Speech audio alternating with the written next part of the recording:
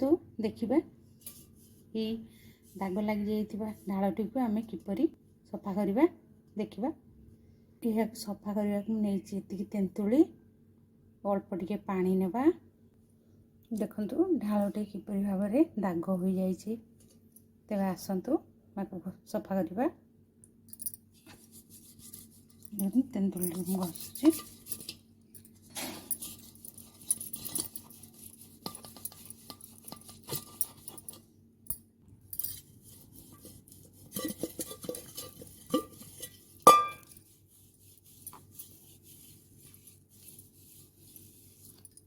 देखंतु ढालटी को घसी देली। तेबे आसंता को धोईदेवा परिष्कार कर।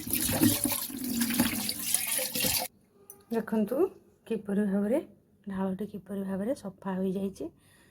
किछि दरकार नहीं एथिपाई टिके अल्प तेंतुली रे जी धोईदेवे। वीडियो भल लगिला चैनल को लाइक और सब्सक्राइब करेंगे। सांगसाथी मान शेयर करेंगे। वीडियो देखुवर आपको बहुत बहुत धन्यवाद।